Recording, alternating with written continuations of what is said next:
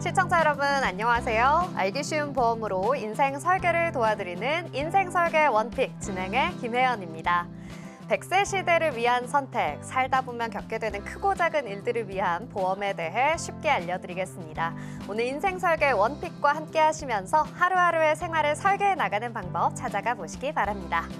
인생 설계 원픽 생방송은 유튜브 서울경제TV 검색 후 아래에 나오는 방법을 통해 실시간 스트리밍으로 함께 하실 수 있습니다. 인생 설계 원픽에서 제공하는 정보는 전문가들의 조언일 뿐 해당 보험의 가치나 수익률에 대해 보장하지 않는다는 점 기억해 주시고요. 서울경제TV, 서울경제신문은 당사의 브랜드입니다. 서울경제증권TV와 서울경제TV 손실복구팀과는 무관하며 기타 유사 명칭에 주의해 주시기 바랍니다. 그럼 인생 설계 원픽 본격적으로 시작해 보겠습니다. 오늘도 여러분의 인생 설계를 현명하게 도와주실 세 분의 전문가님과 함께 하겠습니다. 전문가 여러분 안녕하세요. 안녕하세요. 네, 반갑습니다. 먼저 김태성 전문가님부터 시청자 여러분과 인사 부탁드립니다. 네, 소중한 안전자산 보험을 쉽게 알려드리는 보장 분석 전문가 김태성입니다. 네, 좋습니다. 쉽게 알려주실 보장 분석에 대해서 오늘 또 이야기해 주신다고 하니까요. 기대해 보도록 하겠습니다. 그럼 이어서 곽경욱 전문가님도 시청자 여러분과 인사 부탁드립니다. 네, 안녕하세요. 수술비 보장 꼼꼼하게 받을 수 있게 안내해드릴 보험 전문가 곽경욱입니다. 네, 보장을 꼼꼼하게 받으실 수 있도록 오늘 전해주실 내용 굉장히 기대가 됩니다. 자, 마지막으로 이득재 전문가님도 시청자 여러분과 인사 부탁드립니다. 안녕하세요. 알기 쉽게 설명해드리는 보험 전문가 이득재입니다. 네, 오늘 우리 전문가님들 모두 다 아주 어려운 보험의 내용을 쉽고 꼼꼼하게 분석해 주신다고 하니까요. 여러분 꼭 참고해 보셔서 좋은 정보 얻어가셨으면 좋겠습니다. 자, 그렇다면 오늘 준비된 내용은 또 어떤 내용들이 있을까요? 첫 번째 주제부터 화면으로 만나보시죠.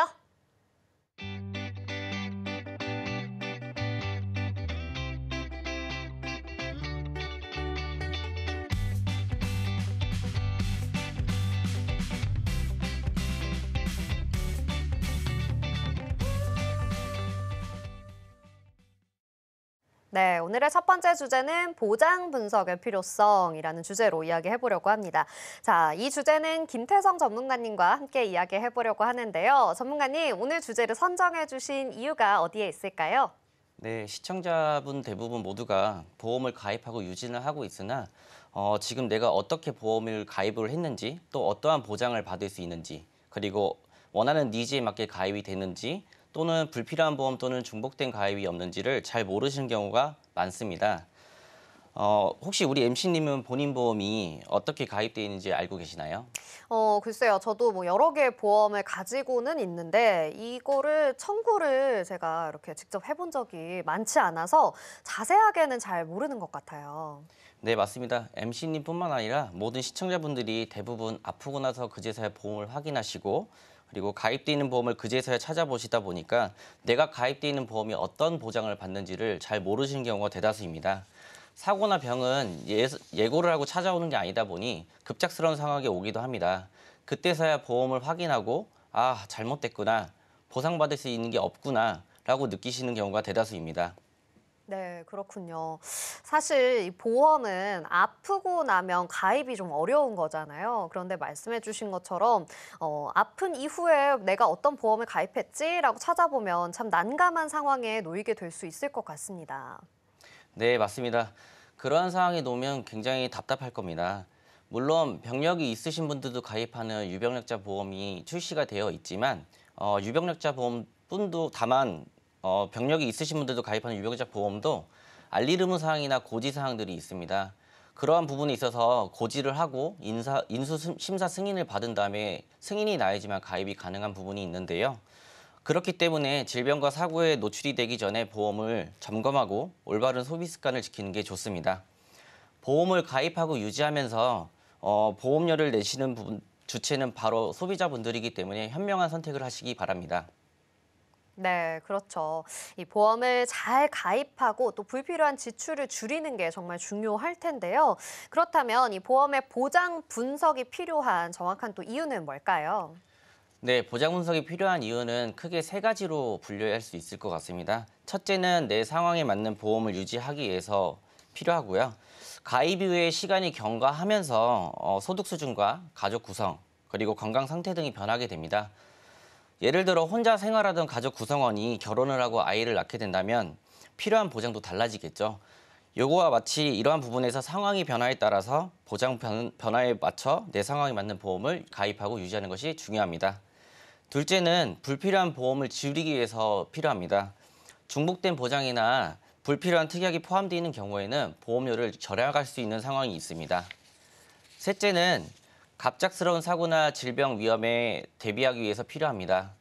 부담이 생길 수 있기 때문에 치료비 같이 이제 경제적인 큰 부담이 생기는 부분도 생각을 해야 되기 때문에 보장 분석을 통해 이러한 위험 요소를 미리 점검하고 대비할 필요가 있습니다.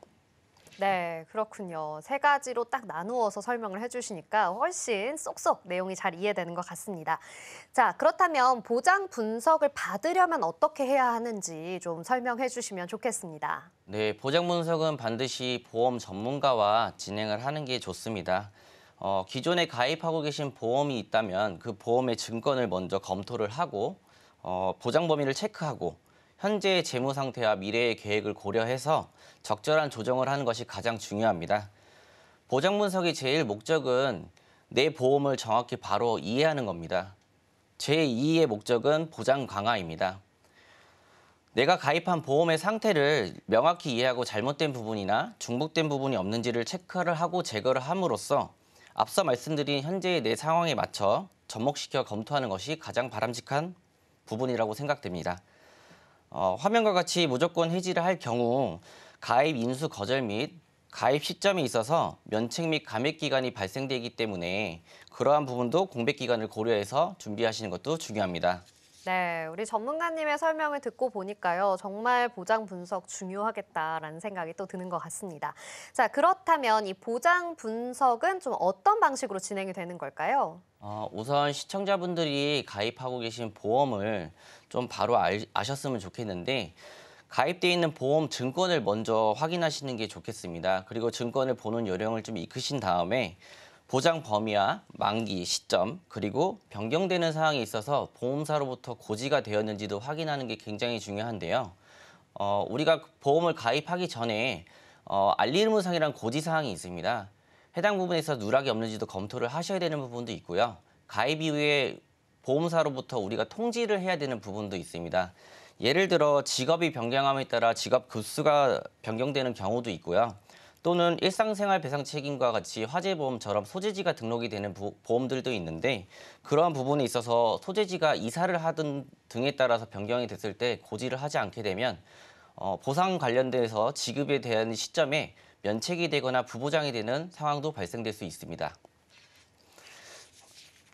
네, 그렇죠. 네, 이어서 보장 범위에 대해서 간단히 말씀을 드리면 3대 진단비 관련 중에서 이제 보장이 제일 중요한 암에 대해서 설명을 한번 드리겠습니다. 암은 고해감, 일반암, 소해감, 유사암 등의 분류에 따라서 보장 범위가 구분이 되는데요. 일반암은 유사암을 제외한 모든 암을 일반암이라고 말씀드릴 수가 있고요. 소해감 같은 경우에는 생식기관과 관련된 전립선암, 유방암, 자궁암, 방광암 등으로 분류가 됩니다. 고해감은 림프암, 식도암, 췌장암, 뇌암, 뼈암 등으로 분류할 수 있고요. 유사암은 기타 피부암, 경계성 종양, 갑상선암, 제자리암 등으로 분류될 수가 있습니다. 이어서 말씀드리면 다음은 뇌혈관 질환의 보장 범위를 말씀드리겠습니다. 우리가 혈관에 있어서 노폐물이나 혈전이 쌓이는 경우가 생기는데 이 혈관에 있어서 혈액이 원활하게 흐르지 못하면 혈관이 막히게 되어 혈관이 괴사하는 현상이 발생이 됩니다.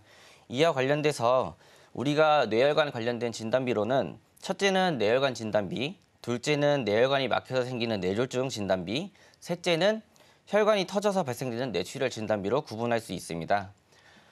뇌출혈의 경우에는 보시는 바와 같이 질병 분류 코드로 인해서 혈관이 터졌을 때 받게 되는 부분이라서 우리가 뇌혈관 질환 코드를 총 10개로 비교를 했을 때 3개 정도만 보상을 받는 게 뇌출혈이라고 볼 수 있고요. 6가지를 보상받을 수 있는 게 뇌졸중, 10가지 모두를 보상받을 수 있는 게 뇌혈관이라고 볼 수 있습니다. 이렇게 말씀드리는 이유가 가능한 폭넓은 부분으로 준비를 하시는 게 가장 좋다고 말씀을 드리는 부분입니다.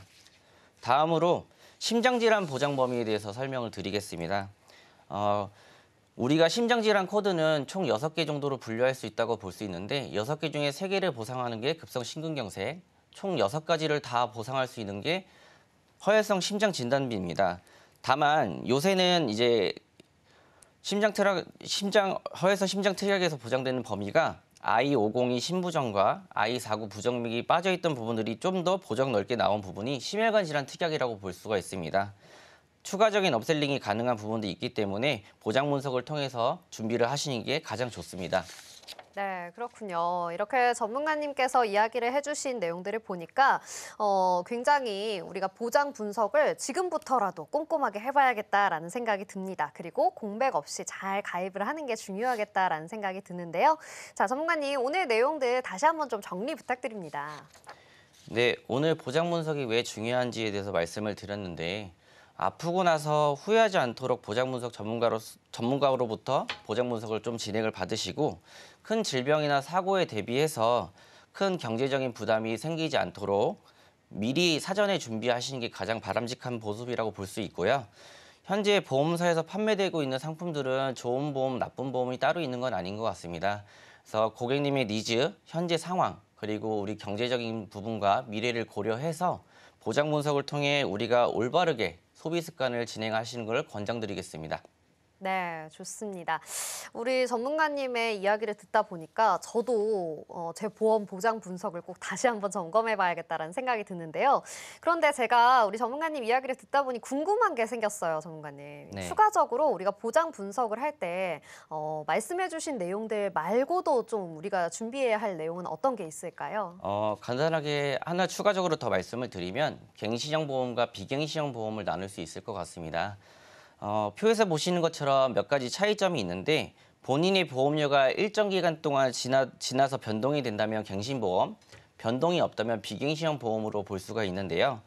비갱신형 보험의 경우 보통 10년, 20년, 길게는 30년을 납입을 하고 80세든 100세든 정해놓은 만기 기간까지 보상을 받는 보험이 비갱신형 보험이라고 할 수 있습니다. 그런데 반대로 갱신형 보험은 조금 다릅니다. 갱신형 보험 중에서 예를 들어 20년 갱신, 30년 갱신도 있지만 10년, 5년, 3년, 1년 갱신형의 특약들이 포함되어 있는 갱신형 보험들이 있는데 이러한 경우에는 보험료가 추후에 인상될 수 있고 나중엔 보험료가 부담이 되는 경우도 발생될 수 있습니다. 정리를 하자면 갱신형 보험은 초기 보험료는 저렴하지만 보험료가 갱신되어 인상될 수 있다는 문제점이 있고요. 비갱신형 보험은 초기 보험은 비싸지만 그 초기 보험료가 납입이 끝나고 나면 만기 때까지 보험료를 납입하지 않는 큰 장점도 있습니다. 여기서 꼭 유의하실 점은 단순히 초기 보험료만 보고서 갱신형을 선택하기보다는 여러 가지 보장 분석을 통해서 갱신형, 비갱신형을 적절하게 구분해서 가입하는 것도 추천드립니다. 네, 좋습니다. 오늘 소개해드린 정보는 시청자 여러분들의 투자 판단을 위한 조언일 뿐이라는 점 기억해 주시고요. 지혜롭고 현명하게 활용해 보시기 바랍니다. 함께 나눈 내용 화면으로 정리해 보겠습니다.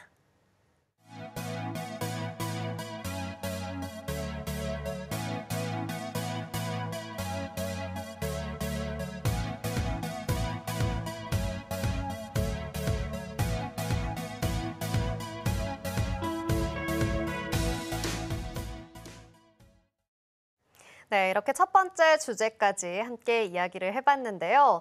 보장 분석을 정말 잘 해봐야겠다라는 생각이 드는 주제였습니다. 자, 그렇다면 이번에 만나볼 두 번째 주제는 또 어떤 내용일까요? 기대가 되는데요. 화면으로 만나보시죠.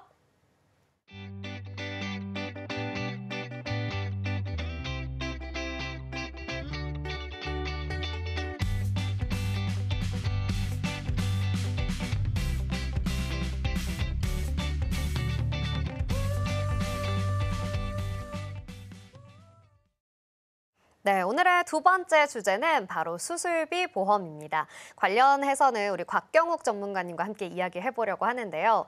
전문가님, 수술비 보험이라는 주제를 선정해 주신 이유가 어디에 있을까요? 방송을 보시는 시청자분들 대부분이 가입되어 있는 국민보험이라고 불리는 실손 의료비 보험은 실제 사용한 의료비에서 자기 본인 부담금을 제외하고 지급되는 반면에 수술비 보험의 경우에는 정해진 액수를 지급해드리기 때문입니다. 그리고 수술비 보험의 경우에는 건강한 분들뿐만 아니라 지병이 있거나 나이가 있으신 분들뿐만 아니라 분들도 가성비 있게 준비할 수 있는 보험이기도 합니다. 네, 그렇군요. 그렇다면 우리가 이 수술비 보험에 관심을 가져야 하는 정확한 이유를 좀 알려주세요. 네, 안내해드리겠습니다. 100세 시대가 되면서 90세 이상인 노인분들도 건강한 삶을 살아가기 위해서 수술을 선택하는 분들이 점차 늘어가고 있습니다. 최근 들어 최소한의 절개, 비출혈 수술로 의료 트렌드는 점차 변화해 나가고 있는데요.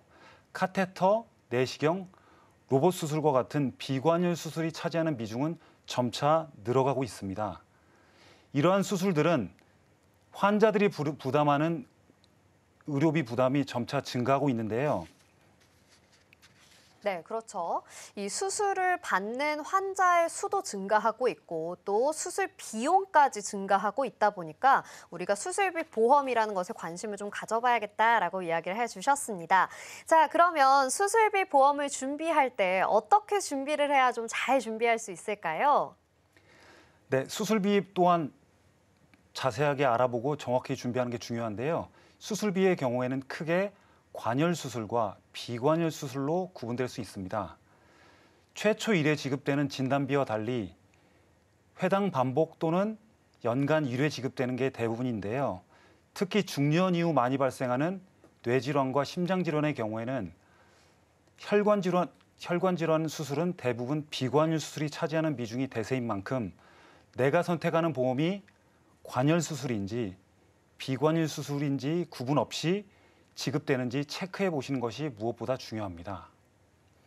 또한 대장용종 치질 수술과 같은 경중 수술, 그리고 암 수술과 같은 중증 수술까지 폭넓게 보장되는 수술비 선택을 하시려면 보장 내용과 약관을 꼼꼼히 따져보시는 게 무엇보다 중요하다고 말씀드립니다. 수술비 보장을 갖고 계신 분들 굉장히 많을 텐데요. 그러한 시청자분들 또한 신의료 기술에 발맞춰 다양한 수술비 기법에 맞게 리모델링을 해주시는 걸 검토해 보실 필요가 있습니다. 네, 그렇군요. 내가 가지고 있는 보험이 관열인지 비관열인지 좀 구분해서 확인을 해봐야겠습니다. 자, 수술비 보험의 종류가 굉장히 많이 있는 걸로 알고 있습니다. 다양한 종류가 있는데요. 전문가님께서 이 종류를 좀 자세히 설명해 주시면 좋겠습니다. 네, 질병수술비 보험은 일부를 제외하고 모든 질병을 보장해드리는 전범위 수술에 해당이 됩니다. 정신 및 행동장애, 미용, 임신, 출산, 치과 수술을 제외하고 모두 보장을 해드리고 있는데요. 건강검진 시 흔하게 시술되는 대장용종이나 치액수술까지도 보장되기에 질병수술비는 한도는 작지만 가장 기본이 되는 수술비 보장이라고 할 수 있습니다. 네, 그렇군요. 이 수술비 보험의 종류 중에서도 질병 수술비는 가장 기본이 된다라고 이야기를 해주셨습니다. 그러면 또 다른 수술비 특약도 있을까요? 네, 있습니다. N대 수술비를 그 예로 들 수 있는데요. 보험사별로 82대, 124대 질병 수술비가 있습니다. 숫자가 클수록 보장하는 질병 개수가 많다는 의미인데요. 하지만 N대 수술비라고 해서 보장하는 질병 개수에 집중하기보다는 보상받을 수 있는 확률이 높은 질병, 예를 들어 생활질환과 관련된 질병, 그리고 수술 비용이 많이 지급되는 질병에 대해서 큰 한도로 지급되는지를 살펴볼 필요가 있습니다. 그리고 N대 수술비는 관열, 비관열 구분 없이 매회 지급되는 가입 금액을 보장해드리고 있습니다. 그리고 심장질환, 뇌질환을 포함하여 각각 높은 보장을 해드리는 질병부터 백내장, 치액수술과 같은 넓은 범위의 생활질환까지 크게 보장을 해드리고 있습니다. 관열이나 비관열 구분 없이 정액 지급되는 수술비 특약이 N대 수술비 보장입니다. 네, 그렇군요. 관열, 비관열 구분 없이 보장이 되는 N대 수술비 이야기해 주셨습니다. 좀 크게 보장이 된다는 이야기를 해주신 것 같은데 이거 말고 또 하나 더 있죠, 전문가님? 네, 물론 있습니다. 질병 1호종 수술비를 들 수 있는데요. 치료의 목적을 약관에서 정한 수술의 난이도에 따라서 1종부터 5종까지 수술 종별로 가입 금액을 정해진 액수만큼 지급해드리는 보장이 바로 질병 1호종 수술비에 해당됩니다. 질병 수술비와 엔대 수술비 등 다른 수술비 특약과 각각 중복해서 보상이 이루어지시고요. 보장 범위가 넓은 질병 1호종 수술비와 함께 보장을 선택을 하시는 게 무엇보다 유리하다고 할 수 있습니다. 1호종 수술비는 보장 범위는 경증으로는 치질이나 대장 용종 제거 같은 경증 질환, 그리고 중증 질환으로는 협심증으로 보통 많이 시술하시는 스텐스 삽입술, 그리고 암 수술과 같은 중증 질환까지 모두 보장이 이루어지고 있고요. 그리고 가장 넓은 범위의 수술비 특약이라고 할 수 있습니다.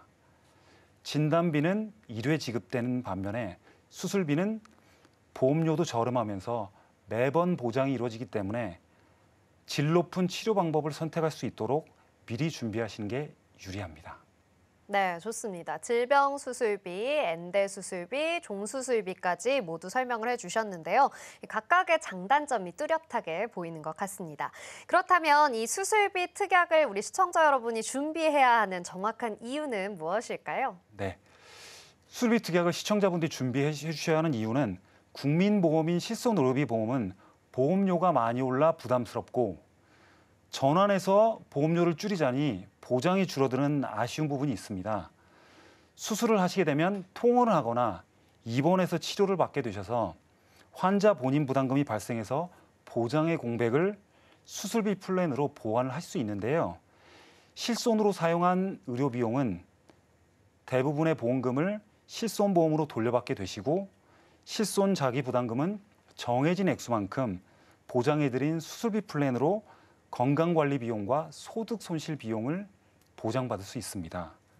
진단비처럼 한 번 받고 사라지는 것이 아닌 계속해서 매회 지급받을 수 있을 뿐만 아니라 자주 발생하는 생활질환의 시술과 수술을 구분하지 않고 암수술과 같은 큰 질환까지 저렴한 비용으로 보장받을 수 있기 때문에 최근에 백내장 수술에 대해 실손보험에서 보상이 축소되면서 노인성 알질환을 갖고 있는 환자분들의 부담하는 수술 진료 비용이 커지고 있는 상황뿐만 아니라 비관절 수술이 차지하는 비중이 점차 늘어가고 있는 상황입니다.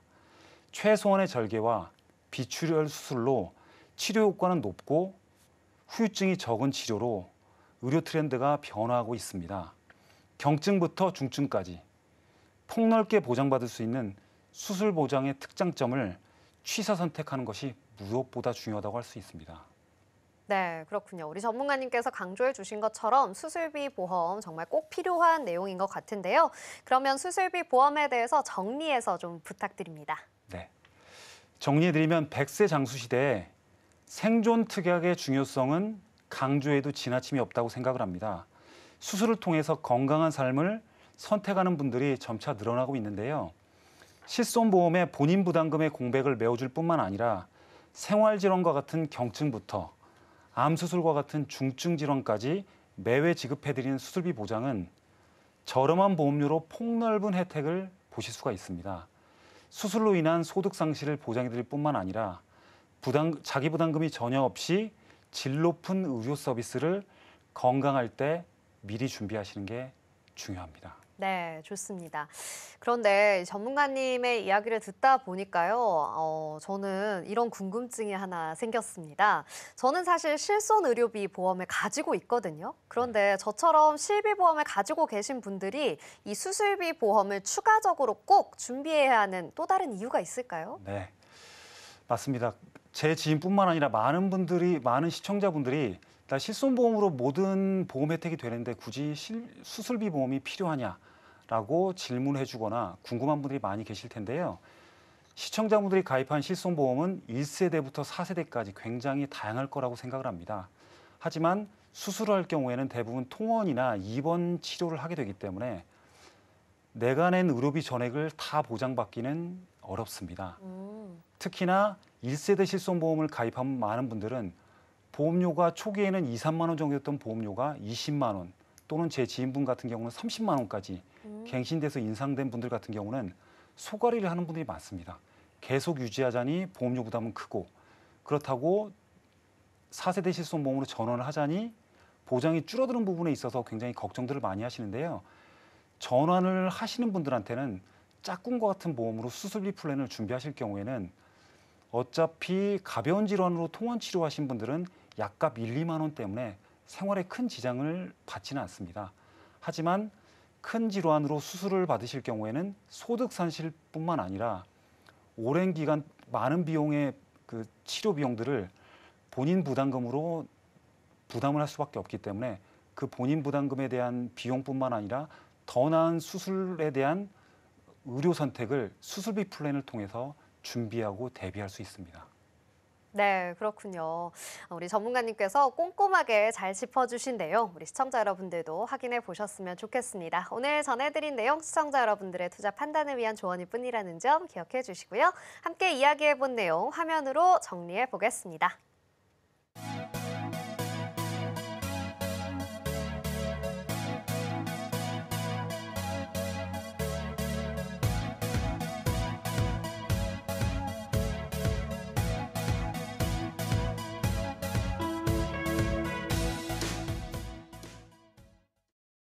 네, 오늘의 두 번째 주제까지 이야기 나눠봤습니다. 어느덧 마지막 주제만을 앞두고 있는데요. 마지막 주제는 어떤 주제일까요? 화면으로 확인해 보시죠.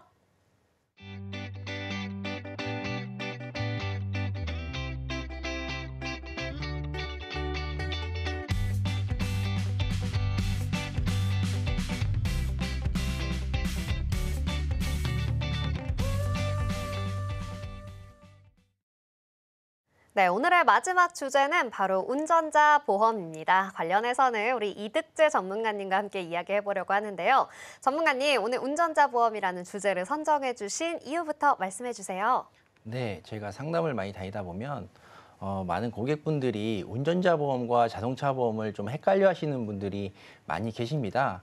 그래서 제가 그 주제를 선정하게 되었고요. 자동차와 운전자의 차이를 알게 되시면 좀 좋은데요. 먼저 운전을 하시는 분들은 필수로 가입하는 것이 바로 자동차 보험입니다. 자동차 보험은 상대방을 보상해주는 보험이라고 보시면 될 것 같고요. 그에 반해서 필수 보험은 아닌 운전자 보험은 나에 대한 보상을 해주는 보험이라고 생각하시면 됩니다. 좀 법률적으로 조금 구분해 드리자면 자동차 보험은 상대방에 대한 대인, 대물에 대해서 민사적인 것을 해결해 줍니다. 운전자 보험은 나에 대한 형사적인 부분을 해결해 준다고 생각하시면 됩니다. 구체적으로는 이 두 가지 보험이 어떻게 다르고 어떻게 쓰이는지에 대해서 알기 쉽게 좀 설명드리도록 하겠습니다. 네, 좋습니다. 운전자 보험과 자동차 보험, 저도 사실 두 가지 다 들어보기는 했는데 차이점을 설명하라고 하면 너무 어렵더라고요. 이 차이점을 조금 더 자세하게 설명해 주시면 좋겠습니다. 네, 2025년도 자동차 등록 대수가 2,629만 대로 2명 중에 1명은 운전을 하신다고 보시면 됩니다. 그중에 운전자 보험을 가입하신 가입률은 어떻게 될까요? 약 500만 명으로 20%밖에 되지 않습니다. 바꿔 말하면 80%의 운전자 하시는 분들은 형사적 처벌에 노출이 되어 있다라고 생각되시면 될 것 같습니다. 제 주변에 많은 분들이 지인들도 운전자 보험은 많이 가입을 하셨어요. 그리고 저도 운전자 보험은 꼭 가입해야 되는 보험 중에 하나라고 꼭 강조해서 설명드립니다. 하지만 가입 안 하시는 분들을 이야기를 들어보면 잘 몰라서 그리고 보상받은 기억이 없다라고 얘기하십니다. 그래서 제가 오늘 이 부분을 좀 추가로 말씀을 드릴 겁니다. 일단 자동차 보험과 운전자 보험이 뭐가 다른지 좀 설명을 드릴 건데요. 제가 앞에서 자동차 보험은 피해본 사람이나 피해본 차량에 대해서 보상을 해줌으로써 민사적인 치료비나 아니면 사고에 대한 수리비, 이 모든 것을 해결해주는 보험이라고 말씀을 드렸는데요. 그래서 자동차 보험은 의무보험이라고 합니다. 그래서 이 자동차 보험을 가입을 안 하게 되면 과태료가 하루에 열흘까지 15,000원 그리고 최대 90일까지 나올 수 있기 때문에 꼭 가입을 하셔야 됩니다. 그리고 보통은 1년에 한 번 재가입을 하게 되고요. 개인의 사고율에 따라서 할증 또는 할인이 되는 것이 특징입니다. 그러면 운전자 보험은 어떨까요? 내가 교통사고 중 형사처벌건으로 잘못하게 되면은 구속될래 벌금 낼래라고 선택을 하게 됩니다. 운전자 보험은 구속 대신에 벌금을 내므로써 형사적인 부분을 해결해 줄 수 있는 보험이라고 생각하시면 됩니다. 일단 가장 기본은 형사처벌이 발생하게 되면 피해자가 어느 정도 다쳤는지 그 수위에 따라 결정이 되는데요. 보통 12대 중과실이라고 교통사고 처리 특례법에서 형사처벌권을 따로 규정해 두고 있습니다. 12대 중과실 건들은 자동차 보험에서 보장되지 않기 때문에 운전자 보험을 반드시 가입하셔야 합니다. 12대 중과실에 대해서는 잠시 후에 좀 자세히 설명드리겠습니다. 마지막으로 운전자 보험은 사고나 벌점에 상관없이 보험료 할증이 없는 것이 장점이고요. 하지만 교통사고 처리 특례법에 개정됨에 따라 운전자 보험도 점점 좋게 변경되다 보니 지금 현재 가입하고 있는 운전자가 언제 가입하셨는지 반드시 점검해 보실 필요가 있습니다. 네, 우리 전문가님의 설명을 듣고 보니까 두 가지 차이점이 좀 이해가 되는데요. 그러면 중간에 말씀해 주셨던 이 12대 중과실 교통사고, 이 사고에는 어떤 것들이 있는지 좀 자세히 설명해 주세요. 12대 중과실 사고, 12가지의 중대한 과실에 대한 사고를 말합니다. 교통사고를 일으킨 운전자에 대한 형사처벌을 교통사고 처리 특례법에 12가지로 규정해 놓았습니다. 최근 5년간 12대 중과실 사건이 36만 건이 일어났습니다. 그런데 12대 중과실 중대법규 위반이라고 하니 나에게는 일어나지 않을 큰 사고 같지만 실수로 작은 사고라도 12대 중과실에 해당이 되면 형사처벌권에 속합니다. 특히 7월이나 8월에 밥 먹고 운전하시다가 졸음운전하게 돼서 신호위반, 중앙선 침범, 그리고 속도위반, 횡단보도 사고, 스쿨존 사고 등 빈번하게 일어날 수 있는 이런 사고들도 형사권에 해당되고 우리가 주변에서 흔히 볼 수 있는 주유소, 그리고 커피 전문점이나 햄버거점, 그런 드라이브 스루를 이용할 때도 보행자와 충돌이 일어나면 보도 침범으로 12대 중과실로 형사처벌권이 될 수 있습니다. 제 지인분도 요즘 바쁘다 보니까 운전하시다가 마음이 급해서 출근길에 신호 과속, 빨간불에 신호 위반을 하게 되어서 형사처벌권으로 벌금을 낸 사례가 있었습니다. 제가 여행도 많이 시청자분들도 여행 많이 다니시죠. 다니다 보면은 앞에 너무 답답하게 가는 차들이 있다 보면 1차선에서 중앙선 침범으로 추월을 시도하다가 사고가 날 수도 있습니다. 이런 건들도 형사처벌에 해당됩니다. 그리고 운전자가 가장 중요해야 되는 것이 바로 민식이법입니다. 어린이 보호구역에 대한 사고인데요. 2020년 3월 20일로 대한민국에 전면 시행된 이 민식이법은 어린이 보호구역인 30km 구간에서 어린이가 갑자기 튀어나와서 사망하거나 상해를 입을 경우 내야 되는 벌금은 3천만 원, 3년 이상의 징역, 그리고 어린이가 사망사고까지 발생이 된다면 최대 무기징역까지 할 수 있기 때문에 운전자 보험은 필수 아닌 필수로 가입을 하셔야 합니다. 그리고 음주나 무면허는 12대 중과실에 해당이 되지만 음주, 무면허, 뺑소니 사고는 자동차 보험, 운전자 보험에도 보상이 되지 않기 때문에 특히 조심하셔야 되고 음주운전은 절대 하시면 안 됩니다. 네. 좋습니다. 운전을 더욱더 조심스럽게 해야겠다라는 생각이 드는데요. 사실 운전을 하다 보면 다양한 사고들이 발생할 수 있고 내가 또 그 사고를 발생시킨 가해자가 될 수도 있을 텐데 더욱더 주의해야겠다라는 생각이 듭니다.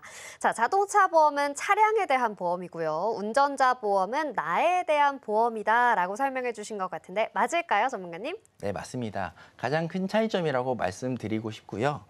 자동차 보험은 차량에 대한 보험이기 때문에 차량을 따라다니는 보험입니다. 그리고 운전자 보험은 나를 따라다니면서 보상을 해주는 보험이라고 생각하시면 됩니다. 무슨 말인지 좀 알기 쉽게 설명드릴게요. 자동차 보험은 그 차량에 대해서 운전자 본인 1인 한정, 부부 한정, 가족 한정 등 운전할 수 있는 차량 한 대에 운전할 수 있는 사람을 지정합니다. 그래서 그 사람만 운전하셔야 되고 그 사람만 보상을 받을 수가 있습니다. 반면에 운전자 보험을 가입하면은 내가 어떤 차량을 운행하던 간에 보장을 받을 수 있다는 게 차이점입니다. 내 명의의 차량뿐만 아니라 친구 차량, 부모님 차량, 회사 차량 등등 내가 운전을 하다가 사고가 나면 보장받을 수 있습니다. 예를 들어서 내가 회사 차량을 운행하다가 출장하다 사고 나서 회사에서 처리 못하는 건들도 제가 운전자 보험을 가입해 있다면 운전자 보험으로 보상을 받을 수 있습니다. 아직 구분이 조금 어려우신 분들을 위해서 보험료 내고 계시잖아요. 그걸로 좀 구분을 좀 해드릴게요. 자동차 보험은 1년에 한 번 내는 보험입니다. 그래서 개인마다 사고율이나 이력이 좀 남는데요. 거기에 따라 보험료가 다릅니다. 적게는 30만 원부터 300만 원까지 보험료를 다양하게 내는 것, 이게 바로 자동차 보험이라고 보시면 되고요. 운전자 보험은 매월 납부하는 금액이다 보니 운전자 보험 특약만 넣게 되면 영업용 차량, 이게 이제 노란색 넘버인 배넘버라고 하는데 3만 원 정도로 형성되고요. 비영업용, 즉 개인용 승용차를 말하는데 그런 거는 1만 원대에 준비할 수 있습니다. 네. 이렇게 보험료로 딱 짚어서 이야기를 해주시니까 훨씬 더 구분이 잘 되는 것 같습니다. 그런데 제가 이 주변에 운전자 보험 얼마나 내세요 하고 여쭤보면 은근히 금액이 천차만별이더라고요. 어떤 분들은 뭐 10,000원, 5만 원, 많게는 10만 원까지도 이야기에 들어왔는데 이렇게 좀 금액을 많이 내시는 분들은 뭔가 더 좋은 게 있는 건가요, 전문가님? 그렇지는 않고요. 아주 좋은 질문 해주셨습니다. 5만 원, 10만 원 낸다고 좋은 보험이 아닙니다. 그분들은 자랑할 일이 아니라 불필요한 보험료를 내고 있기 때문에 꼭 한번 점검해 보실 필요가 있습니다. 두 가지 경우가 있는데요. 첫 번째는 적립금이라고 다들 들어보셨을 겁니다. 은행으로 따지면 저축의 개념이라고 생각하시면 되는데 제가 앞서 말한 운전자 특약은 영업용은 3만 원, 자동차는 10,000원이라고 말씀드렸죠. 근데 이 이상을 초과하는 금액은 적립금이라고 생각하시면 됩니다. 특히 운전자 보험이 뭐 11,540원 이렇게 1원짜리까지 책정되어 있는 금액이 아닌 2만 원, 5만 원, 10만 원 이렇게 1,000원 단위나 10,000원 단위로 형성이 되어 있으면 100% 적립금이라고 생각하시면 됩니다. 운전자 최저보험이 1만 원이기 때문에 운전자 보험 월 10,000원 내시는 분들은 잘 가입되어 있으신 거고요. 은행에서 저축을 할 경우에도 원금의 이자를 더해주지만 운전자에다가 적립금을 넣을 경우에는 이자가 발생하는 것도 아니고 그리고 사업비를 보험회사에서 떼가기 때문에 고객분들은 손해세요. 그럼에도 불구하고 일부 설계사들은 고객들의 운전자 보험을 설계할 때 아무 설명 없이 적립금을 넣고 있는데요. 이렇게 되면 보험사와 설계사는 이익을 보지만 보험 가입자분들은 손해를 보게 됩니다. 따라서 굳이 적립금을 넣지 않더라도 보험료를 많이 내는 것보다는 본인에게 필요한 운전자 특약만을 넣고 그리고 좀 보강하고 싶으시면 보강하시고 그리고 목돈이 모으고 싶으신 분들은 그런 적립금을 가져다가 저축상품이나 타 금융상품에 가입하시는 것이 훨씬 현명한 선택이라고 하실 수 있습니다. 네, 그럼 결국에는 좀 많이 보험료를 내고 계시는 분들은 또 손해를 많이 볼 수도 있겠다라고 생각해 볼 수 있겠네요. 항상 느끼는 거지만 이 보험은 전문가 여러분과 함께 준비를 해야 한다라는 생각이 듭니다. 자, 그러면 운전자 보험 한번 가입해 두고 나면 이거는 그대로 쭉 유지하면 되는 보험인가요? 아닙니다. 운전자 보험은 보험에서도 가장 관리가 필요한 보험입니다. 왜냐하면 운전자 보험을 가입하고 보통 2년 정도가 지나면 보장 한도가 크게 늘어나거나 약관이나 보장 내용이 굉장히 많이 업그레이드가 되고 있습니다. 예를 들어 2020년 3월 25일 날 민식이법이 시행되고 운전자 보험의 필요성이 굉장히 커졌습니다. 사실상 이 법 때문에 보험회사가 2020년 이후로 운전자 보험을 굉장히 많이 판매했는데요.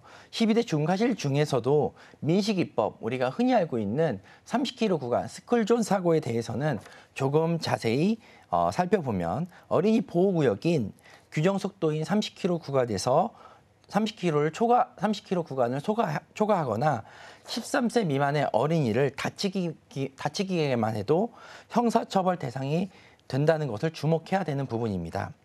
20년도 이전에 가입했던 분들은 스쿨존 사고에 대한 보장이 없기 때문에 없는데 지금은 보험료도 그때나 지금이나 거의 동일하기 때문에 조금 점검해 보셔야 합니다. 2015년도 운전자 보험을 한번 보실까요? 교통사고 처리 지원금이 당시에는 교통사고 처리 지원금이 3천만 원이었는데 보험료는 16,790원이었습니다. 현재 제가 가지고 있는 운전자 보험은 지금 2억을 보장하는데도 월 보험료가 오히려 저렴합니다. 여기 보시면 9,000원부터 19,000원까지 전 보험사가 가격을 내고 있는데요. 보장 금액이 약 7배나 증액이 되었는데도 보험료가 그대로거나 저렴한 것이 운전자 보험의 특징입니다. 제가 추천드리는 주기는 2에서 3년 정도마다 교체해 주시는 것이 매우 좋고요. 중요 내용이 업그레이드 되었거나 보장 한도가 확대될 때는 주변 설계사분들에게 연락을 드려서 좀 이렇게 챙기시면 좋을 것 같고요. 최근에도 빚 탑승 중 사고라고 해서 유명 변호사가 의견을 제시해서 보험사가 약관을 개정한 내용입니다. 경사로에 주차를 했습니다. 그런데 이제 차량이 오래된 경우 브레이크나 파킹 기어가 힘이 약해서 경사로 밑으로 떨어져서 인명 피해가 종종 일어납니다. 이걸 하준이법이라고 하는데요. 이 경우 예전 운전자 보험에서는 비탑승 중 사고라고 하여서 면책사기였습니다. 최근 운전자 보험에서는 약관이 개정되면서 운전 중과 동일하게 형사책임 피해 금액을 보장받을 수 있게 되었습니다. 보험은 옛날 보험이 좋다라는 말 많이 들어보셨죠? 하지만 운전자 보험만큼은 예외 상황입니다. 옛날 운전자 보험을 가지고 계신 분들은 보험료를 똑같이 내는데 억울하게 보장을 못 받는 경우가 있습니다. 운전자 보험을 가입하신 지 만 3년이 경과했다면 반드시 리모델링을 하셔서 같은 보험료로 최대한 보장을 받으시길 바랍니다. 네, 2, 3년에 한 번씩 다시 한번 리모델링을 해야 된다고 하니까 저도 다시금 좀 점검을 해봐야겠다라는 생각이 듭니다. 적립금은 빼고요. 그리고 비탑승 중 사고도 보장하는 최신 운전자 보험으로 우리 시청자 여러분들도 꼭 점검해 보셨으면 좋겠네요. 자, 그러면 마지막으로 우리가 주의해야 할 점이 하나 더 있다고요. 네, 지금까지 제 이야기를 들어보시면 나 운전자 보험 언제 거지? 이렇게 찾고 계신 분들이 계실 텐데요. 걱정하지 마시고 지금 증권이 없으시다면 고객센터에 전화해서 이메일, 팩스, 우편으로 증권을 재발송해달라고 하시면 받아보실 수 있습니다. 증권을 꺼내봤더니 적립금이 0원인데 2에서 3만 원 정도로 금액이 형성되어 있다라고 하면 이게 무슨 일일까? 운전자의 상해 특약이 존재하는 겁니다. 그럼 먼저 운전자 특약에 대해서 좀 아셔야겠죠? 네. 형사사건의 특성상 재판과 형량이 있다는 것을 기억하시면 이해하기 편합니다. 교통사고 처리 지원금은 사고 피해자에 대한 합의금으로 현재 최고 한도가 2억 원입니다. 그리고 경찰 조사 단계에서 변호사를 선임하는 비용도 5천만 원, 그리고 재판 시 벌금형 대인은 3천만 원 이하, 대물은 500만 원 이하로 법정 최고 한도가 지금 적용되어 있습니다. 이를 제외한 모든 것들은 상해 특약이라고 생각하시면 될 것 같아요. 보통은 상해 특약은 선택이고 20년 납 100세 만기 이런 식으로 내 종합보험에 설계하는 것이 훨씬 유리하십니다. 물론 필요에 따라서 운전자 보험에도 상해 특약을 가입하시거나 내 병력에 따라서 종합보험에서 심사가 거절날 경우에 가입이 안 되시는 분들은 운전자에 넣거나 나이가 많은 고령이신 경우에도 운전자의 상해 특약을 넣는 경우도 있습니다. 하지만 많은 부분이 아니라 일부의 경우를 제외하고는 비갱신형으로 종합보험에 넣기 마련인데요. 일단 똑똑해진 고객분들은 이런 방송이나 이제 이야기를 듣고 설계사에게 적립금을 좀 빼달라고 요청을 하십니다. 그런데 설계사가 운전자의 상해 담보를 넣다 보니 2, 3만 원대의 제한서를 들고 다들 이 정도 준비하신다고 하면서 당연히 여기고 사인을 받습니다. 하지만 우리가 알아야 될 건 제가 앞서 말씀드렸다시피 운전자는 2년 주기로 해지하거나 신규 가입을 하는 상품이므로 해지하면 손해가 날 수 있습니다. 더군다나 고령이 돼서 운전자 보험이 유지할 필요가 없으신 분들도 계시기 때문에 그런 분들은 해지하게 되면은 상해 특약이 없이 보장을 못 받을 수 있다라는 말씀입니다. 대표적으로 골절 진단비 또는 상해 휴유 장애의 경우에는 어르신들이 빙판길이라든가 버스에서 넘어져서 청구하시는 사례가 굉장히 많습니다. 내가 내는 돈에 대해서 가성비 있게 내려면 20년 납 90세, 20년 납 100세 이런 보장성 보험에 넣어야 되는데 이렇게 계속 해지해야 하는 운전자에서 상해 특약만 넣게 되면 평생 보험료를 내야 되기 때문에 가성비도 떨어지고 필요 없는 돈이 줄줄 새어나가게 됩니다. 따라서 운전자 보험에는 딱 운전자 특약만 넣으시고 월 보험료가 소멸되더라도 아깝지 않게끔 컴팩트하고 저렴하게 가입하시는 것이 가장 현명한 방법입니다. 마지막으로 교통사고 건 중에서 60% 정도는 입건이 되지 않습니다. 경찰 조사 단계에서 변호사가 필요하기 때문에 그때 변호사를 선임하셔야 되고요. 그리고 이제 운전자 보험에서 선직을 받아서 공탁금을 걸 수도 있어서 사건을 잘 마무리할 수도 있습니다. 그래서 지금 가지고 계신 운전자 보험이 언제 가입하셨는지 그런 체크를 잘 해보시고 업셀링 또는 리모델링을 하셔서 최근 교통사고 특례법이 적용된 운전자 보험을 가입하셔서 크게 보호받으셨으면 좋겠습니다. 네, 좋습니다. 굉장히 중요한 이야기를 해주셨습니다. 이 상해 특약의 경우에는 종합보험에 가입을 하는 게 좋은데 만약에 운전자 보험에 넣게 되면 운전자 보험은 계속해서 2, 3년 단위로 해지를 해야 하는 보험이다 보니까 오히려 이 보험료 측면에서 좀 손해를 볼 수도 있다라는 이야기를 해주셨습니다.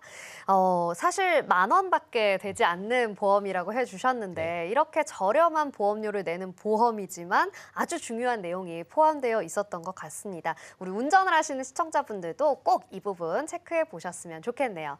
자, 전문가님, 그럼 마지막으로 우리 운전자 보험 주의점 다시 한번 짚어주시면 감사하겠습니다. 제가 4가지로 정리를 해서 말씀드리겠습니다. 자동차 보험은 상대방을 보상해주는 보험이다. 운전자 보험은 나를 보상해주는 보험이다. 그래서 다르기 때문에 가입을 하셔야 되고요. 12대 중과실 사고에 대해서는 자동차 보험에서 책임져 주지 않기 때문에 운전자 보험은 필수로 가입을 하셔야 합니다. 세 번째로 적립금과 상해 특약은 빼고 운전자 특약으로만 컴팩트하게 가입하시는 게 가장 좋고요. 가입 후 3년이 지났다면 민식이법, 그다음에 이제 선지급, 그다음에 변호사 선임 비용이 경찰 조사 단계에서도 사용할 수 있는 이런 여러 가지 교통사고 특례법이 바뀌었기 때문에 리모델링은 필수입니다.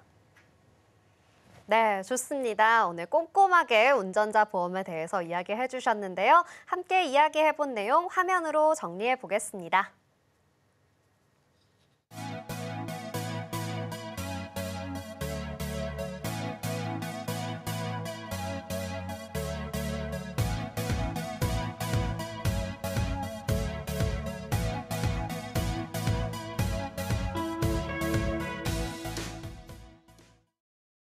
네, 오늘은 세 분의 전문가님과 함께 보험 보장 분석의 필요성, 그리고 수술비 특약, 마지막으로 운전자 보험까지 총 3가지 주제로 살펴봤습니다. 오늘 여러분께 제공해드린 정보는 전문가분들의 조언일 뿐 보험의 가치와 수익률을 보장하지 않는다는 점 기억해 주시기 바랍니다. 또 서울경제TV, 서울경제신문은 당사의 브랜드입니다. 서울경제증권TV와 서울경제TV 손실복구팀과는 무관하며 기타 유사 명칭에 주의해 주시기 바랍니다. 오늘 방송 서울경제TV 홈페이지와 서울경제TV 유튜브 채널을 통해서 다시 보실 수 있습니다. 인생설계 원픽, 저희가 준비한 내용은 여기까지입니다. 시청해주신 여러분 고맙습니다.